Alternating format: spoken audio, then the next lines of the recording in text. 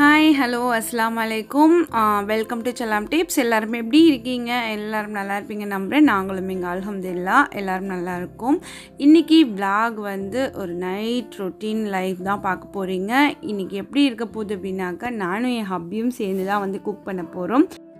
ஹப்பியோட அலப்பறைகளோட சேர்ந்து இன்னைக்கு vlog கொஞ்சமே கலகலப்பா இருக்கும். ஸோ ஃபர்ஸ்ட்ல இருந்து எண்ட் வரைக்கும் ஸ்கிப் பண்ணாம மிஸ் பண்ணாம பாருங்க. இப்போ நம்ம vlogக்குள்ளே போலாம். பேர் என்ன? மனைவிக்கு உதவி செய்தல். தூய தமிழ்ல பேசுறீங்களோ? நான் செந்தமிழ்ல பேசுறேன். செந்தமிழ். பிக் பாஸ் பார்த்துட்டு அப்படியே இங்க வந்திருக்கீங்க. ஆமா. அதோட தாக்கம் அப்படியே தெரியுது. இன்னைக்கு பாத்தீங்கன்னா கணவன்மார் மனைவிக்கு உதவி செய்தல் சுவையாக சாப்பாடு கிடைக்கும். இதுல போடாதீங்க, நீங்க வச்சிருங்க, நான் கட் பண்ணி. கரெக்ட்தானே? கணவன் மனைவிக்கு உதவி செய்தல் சுவையான சாப்பாடு கிடைக்கும். இல்லை என்றால் கிடைக்காது. அடி கிடைக்கும். ஓகே, மாவு ரெடி பண்ணிட்டேன், அது ரெடி பண்ணிட்டேன், இஞ்சி ரெடி பண்ணிட்டேன், தேங்காய் அரைக்கிறதுக்கு ரெடி பண்ணிட்டேன். உங்களுக்கு தேங்காய் சட்னி வச்சு இட்லி சுட்டு ரெண்டு புதினா கீரை சட்னி வேணும், அவ்வளவுதானே? நீ போயிட்டு உட்காந்து டிவி பாரு. அப்படியா? ஆமா, உனக்கு வந்து தக்காளி சட்னி, சாரி தேங்காய் சட்னி, புதினா சட்னி, இட்லி. அதுக்கு பேர் புதினாவா? நல்லா கேட்டுக்கோங்க மக்களே, கேட்டுக்கோங்க. மல்லி மல்லி மல்லி மல்லி. அதனால போயிட்டு நீ போய் உட்காந்து டிவி பாரு, பிக் பாஸ் பாரு. நான் உனக்கு சமைச்சு பிக் பாஸ்லாம் முடிஞ்சிருச்சு, போட்ட பில்டப்லாம் போதும். நைட் டைமில் எல்லாரும் டிவி பார்த்துட்டு இருக்கும்போது நம்ம மட்டும் தனியாக நின்று குக் பண்ணோன்னா ரொம்ப வந்து போரிங்காக இருக்க மாதிரி இருக்கும். ஸோ இதை யாரெல்லாம் ஃபீல் பண்ணியிருக்கீங்கன்னு சொல்லுங்கள். எனக்கு வந்து பேசிக்கிட்டே குக் பண்ணால் ரொம்ப டக்குன்னு முடிஞ்சிடும். நம்ம மதியத்துலேயும் தனியாக குக் பண்ணுறோம், காலையிலையும் தனியாக குக் பண்ணுறோம். ஸோ நைட்டில் தான் கொஞ்சம் பேசிக்கிட்டு குக் பண்ணலாமே சொல்லிட்டு கூப்பிட்டேன். கொஞ்சம் ஹெல்ப்பும் கேட்டேன், எல்லாம் கட் பண்ணி கொடுங்க அப்படின்னு சொல்லிட்டு சரின்னு வந்திருக்காங்க. பிக் பாஸ்லாம் முடிஞ்சிருச்சு. அப்புறம் யாரெல்லாம் பிக் பாஸ் பார்க்குறீங்க, உங்களோட ஃபேவரட் யார் அப்படிங்கிறதெல்லாம் கமெண்ட்ஸில் மறக்காமல் சொல்லுங்கள். உங்களுக்கும் பேசிக்கிட்டே நைட்டில் வந்து குக் பண்ணால் ரொம்ப பிடிக்குமா அப்படிங்கிறத ஷேர் பண்ணுங்கள். நம்ம இந்தியாவில் இருக்கும்போதே வீடியோ காலில் ஆன் பண்ணி வச்சுட்டு நம்ம வந்து குக் பண்ணுற ஆள் இங்கே வந்து விட்டுட்டு சமைச்சா சரி வருமா அப்படின்ட்டு இப்போ வந்தே ஆகணும் அப்படின்ட்டு வந்துட்டாங்க. ஸோ பேசிக்கிட்டே குக் பண்ணும்போது நமக்கு குக் பண்ணதே தெரியாது, ரொம்ப ஜாலியாக இருந்த மாதிரி இருக்கும், நிறைய டைம் வந்து ஸ்பெண்ட் பண்ண மாதிரி இருக்கும். ஸோ இங்கே வந்து தேங்காய் வந்து தண்ணியில் போட்டு வச்சுருக்கோம் இல்லையா, தேங்காய் சட்னி அரைக்கிறதுக்கு. அதே மாதிரி இன்னொன்று சொல்லிக்கணுன்னாக்கா, நாங்கள் ரொம்ப ஃபார்மலான கப்பல்ஸ்லாம் கிடையாது, ரொம்ப ரொம்ப ஜாலியாக இருக்கிற டைப்பு. அதனால் பார்த்திங்கன்னா எல்லாத்தையுமே வந்து ஈஸியாக டேக் ஓவர் பண்ணிக்குவோம். அப்படி இருந்துட்டாலே வந்து மேக்ஸிமம் வந்து ப்ராப்ளம் வராது அப்படின்னு நான் நினைக்கிறேன் பர்சனலி. உங்களோட சஜஷனை கமெண்ட்ஸில் சொல்லுங்கள். எல்லாத்துக்குமே வந்து ஒரு கூலான சொல்யூஷன் இருக்கும். நம்ம தான் அதை விட்டுட்டு எதுக்கு எடுத்தாலும் சிடுன்னு கடுப்படிச்சிக்கிட்டு இருப்போம். ஸோ அப்படி இல்லாமல் எல்லாத்தையும் அப்படியா இதுவும் நல்லா இருக்கே அப்படின்னு சொல்லிட்டு சிரிச்சுட்டு ஹாப்பியாக இருந்துட்டோம் அப்படின்னாக்கா நோ ப்ராப்ளம். இதுதான் வந்து நான் ஃபாலோ பண்ணுறேன். நீங்களும் இதை ட்ரை பண்ணுங்கள். இல்லை ட்ரை பண்ணிக்கிட்டு இருக்கீங்களா அப்படிங்கிறதுமே கமெண்ட்ஸில் சொல்லுங்கள். இங்கே வந்து ஹப்பிக்கான தேங்காய் சட்னி வந்து நான் அரைச்சிட்டேன். தேங்காய் சட்னி இருந்தால் மட்டும்தான் நான் இட்லி சாப்பிடுவேன்னு சொன்னாங்க, அதனாலவே அரைச்சிருக்கேன். தேங்காய் சட்னி எல்லாருமே ஒரே மாதிரி தான் அரைப்போம் அப்படிங்கிறனால அது பெருசாக ரெசிபி ஒன்றும் ஷேர் பண்ணல. பட் என்னென்ன சேர்த்து இன்க்ரீடியன்ட்ஸ் அப்படியே காமிச்சிருக்கேன். நீங்களும் உங்களுக்கு அதில் ஏதாவது சேர்க்கணும்னு தோணுச்சுன்னா சேர்த்துக்கோங்க. நான் வந்து நிறைய இஞ்சி சேர்ப்பேன், அப்போ வந்து நல்லா டைஜஸ்டும் ஆகும் நைட் டைமில். இன்னொன்று மணமும் நல்லாயிருக்கும் தேங்காய் சட்னிக்கு. அதே மாதிரி கொஞ்சம் காரம் அதிகமாக தான் கேட்பாங்க, அதனால் அதே மாதிரி கொஞ்சம் பச்சை மிளகாவும் ஒரு 5 பச்சை மிளகா சேர்த்துருந்தேன். ஸோ இப்போ வந்து சட்னிக்கு தாளிச்சிட்டு இந்த பேன்லேயே பார்த்திங்கன்னா நம்ம வந்து மல்லி சட்னியும் அரைச்சிடலான்னு சொல்லிட்டு இதிலே வந்து ரெடி பண்ணிகிட்டு இருக்கேன். கிச்சனோட நிலவரம் பார்த்திங்கன்னா இப்படி தான் இருக்குது. ஸோ இங்கே வந்து எனக்கு எல்லாத்தையும் க்ளீன் பண்ணி கட் பண்ணி கொடுத்துட்டு அவங்க வந்து எஸ்கேப் ஆகிட்டாங்க. இப்போது வந்து மல்லி சட்னி பண்ணுறதுக்கு பார்த்திங்கன்னா ஒரு பேனில் வந்து ஆயில் கொஞ்சம் ஊற்றிட்டு அதில் வந்து ஒரு வெங்காயம், 2 பல்லு பூண்டு, ஒரு 4-5 காஞ்ச மிளகாய் எல்லாமே சேர்த்து நல்லா வதக்கிக்கலாம்.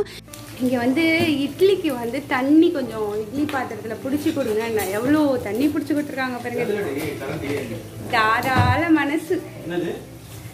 இட்லி பாத்திரத்தில் தண்ணி பிடிச்சிக்கிறதுக்கு எவ்வளோ தண்ணி பிடிச்சி கொடுத்துருக்கீங்க? அப்படிதான் வைக்கணும். தண்ணி நிறைய இருந்தா இட்லி நல்லா அப்படியே பொசன்னு வரும். அப்படியா? பருத்தி போல இட்லி வேணும்னா தண்ணி நிறைய வைக்கணும். தண்ணி நிறைய இருந்தா பருத்தி போல இட்லி மாதிரி வரும். கொலன்னு ஆயிடும். அப்புறம் டீ தட்டுலாம் தண்ணியோட கொண்டு வந்து விட்டீங்களா? ஆமா. எப்படி கண்டுபிடிச்ச? வெடிக்குது. ஓ, தண்ணியோட விட்டா வெடிக்குமோ? ஆமா. மாவு ஊற்றி வச்சிடலாமா? நான் கிட்டிட்டு இருக்கேன், நீ அதை பண்ண போ. இப்போ வெங்காயம் கொஞ்சம் நல்லா வதங்கினதுக்கப்புறம் இது கூட வந்து நம்ம கட் பண்ணி வச்சுருக்க தக்காளி வந்து சேர்த்துக்கலாம். தக்காளி வந்து ஒரு நல்ல பழுத்த தக்காளி ஒன்று சேர்த்துருக்கேன். இங்கே வந்து தக்காளி எல்லாமே ரொம்ப பெருசு பெருசாக இருக்கும், அதனால் நான் வந்து ஒரு தக்காளி போதுமானதாக இருக்கும், அதனால் 1 சேர்த்துருக்கேன். சின்ன தக்காளியாக இருந்தால் 2 சேர்த்துக்கோங்க. இப்போ நம்ம கட் பண்ணி வச்சுருந்த மல்லிக்கீரையை வந்து அப்படியே சேர்த்து எல்லாத்தையும் நல்லா வதக்கிக்கலாம். மல்லிக்கீரை வந்து ரொம்ப வதங்கணும்னு இல்லை, ஓரளவுக்கு வதங்கினதுக்கப்புறம் இப்போ நான் ஆஃப் பண்ணிடுறேன். இந்த சைடில் வந்து இட்லி ஊற்றி வைக்க போகிறேன். எவ்வளோ வேலை, சட்னி செய்யணும், இட்லி சுடணும், இவ்வளோ வேலையும் ஒரு மனுஷன் செய்யணும்னா சாதாரண விஷயமா? உங்கள் வாயி உங்கள் உருட்டு எப்படி வேணாலும் உருட்டுங்கன்னு சொல்கிற மாதிரி இருந்துச்சு. இப்போ ட்ரெண்டிங்கில் இருக்கிற டைலாக்.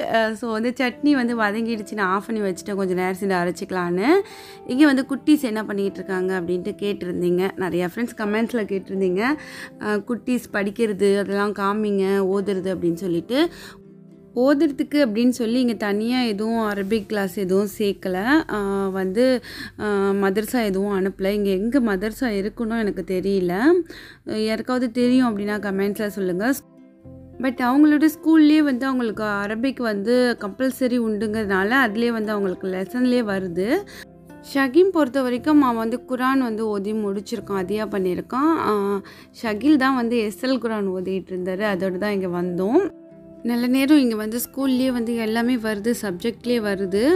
கொஞ்சம் பிக்கப் பண்ணுறது அவனுக்கு கொஞ்சம் ஸ்ட்ரகிளாக இருக்குது, போக போக வந்து வந்துரும்னு நினைக்கிறேன்.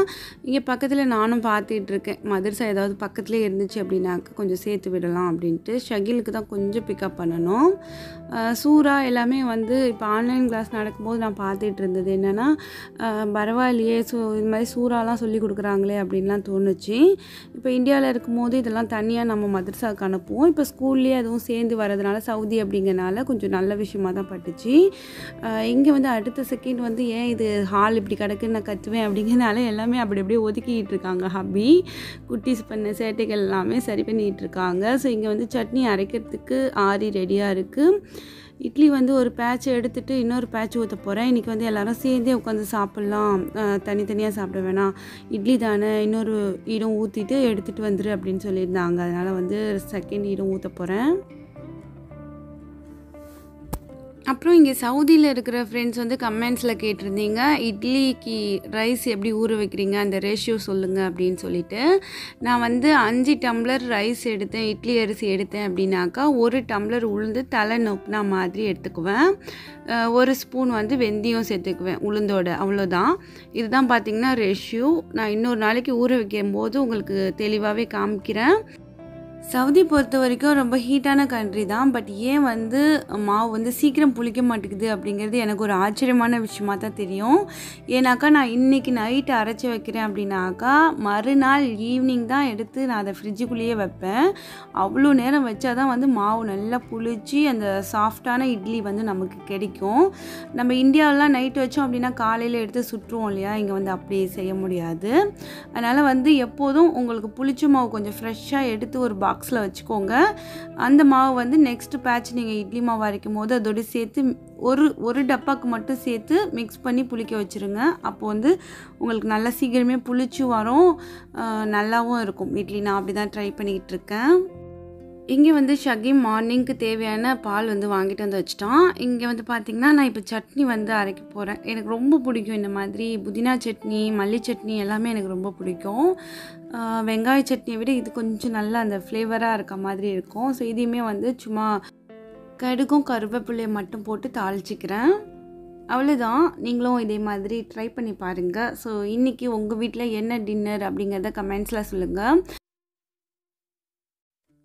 ஓகே, இப்போ வந்து இட்லி எல்லாமே ரெடி ஆகிடுச்சு. அந்த இட்லி எடுத்த துணியை வந்து உடனே வந்து நான் அந்த தண்ணிக்குள்ளார போட்டுருவேன். அப்போ வந்து நம்ம வாஷ் பண்ணுறது ரொம்ப ஈஸியாக இருக்கும். ட்ரை பண்ணுங்கள்.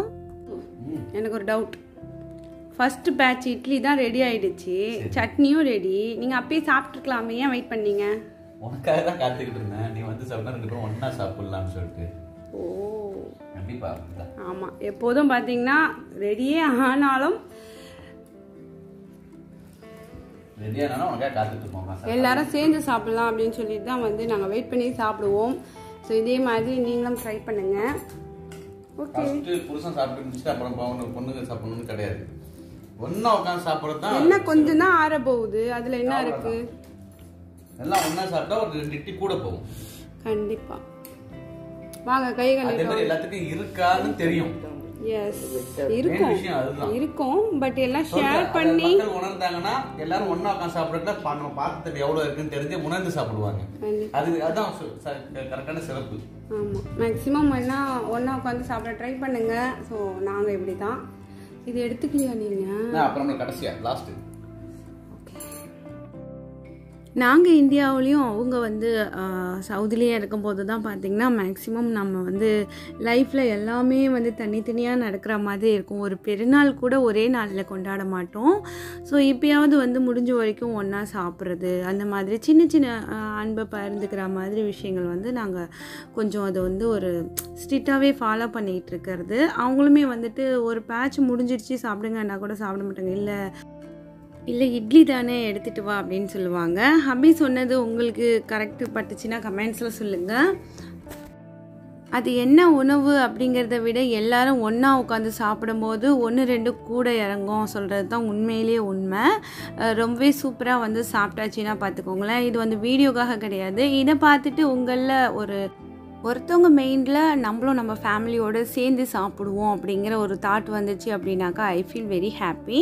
ஏன்னா வந்து கிச்சனில் வந்து சமைச்சிக்கிட்டு க்ளீன் பண்ணிகிட்ருக்க பெண்கள் வந்து எல்லாத்தையும் முடிச்சுட்டு போய் சாப்பிட்டுக்கலாம் அப்படி தான் நானுமே நினைப்பேன். எல்லா பெண்களுமே பார்த்திங்கன்னா நைட்டு சாப்பாடு வந்து கடைசியாக சாப்பிட்றவங்களாக தான் இருப்போம் மேக்ஸிமம். அதனால் வந்துட்டு நீங்கள் தோசை முன்னாடி சாப்பிட்டிங்கன்னா உங்கள் ஒய்ஃபை உட்கார வச்சு தோசை 2 சுட்டு கொடுங்க. அதில் கிடைக்கிற சந்தோஷத்தெல்லாம் என்ஜாய் பண்ணி பாருங்கள், ரொம்ப ஹாப்பியாக இருக்கும். ஸோ இந்த வீடியோ இதோடு நான் முடிச்சுக்குவேன். இப்போ வந்துட்டு நம்ம பழைய மாவு கொஞ்சம் இருந்துச்சு இல்லையா, அதை வந்து இந்த ஃப்ரெஷ்ஷாக ஃப்ரிட்ஜில் வச்சுருந்த மாவோடு மிக்ஸ் பண்ணி இப்போ நான் இந்த டப்பாவை வந்து புளிக்க வைக்க போகிறேன். இது வந்து புளிக்காத மாவு, கொஞ்சம் புளிச்ச மாவை மிக்ஸ் பண்ணி நான் வச்சுருவேன். இது வந்து நாளைக்கு மதியம் போலலாம் புளிச்சு ரெடியாக இருக்கும். ஸோ நம்ம வந்து நைட்டுக்கு இதை யூஸ் பண்ணிக்கலாம். அப்பப்போ தான் வந்து பார்த்திங்கன்னா நான் புளிக்க வைப்பேன். ஏன்னா வந்து ஃபுல்லாக புளிக்க வச்சிட்டோம் அப்படின்னாக்கா 2 நாளைக்கு மேலே இட்லி செஞ்சோன்னா நல்லா இருக்காது. அதனால் வந்து நான் 3 பாக்ஸில் ஊற்றி வைப்பேன். ஒரு பாக்ஸாக வந்து புளிக்க வச்சுக்குவேன். அப்போ கரெக்டாக வந்து 1 வீக்குள்ளார வந்துடும். இப்போ எல்லா வேலைகளும் முடிஞ்சிடுச்சு. இப்போ கொஞ்சம் க்ளீன் பண்ணிடலாம் அப்படின்னு சொல்லிட்டு க்ளீன் பண்ணிக்கிட்டு இருக்கேன்.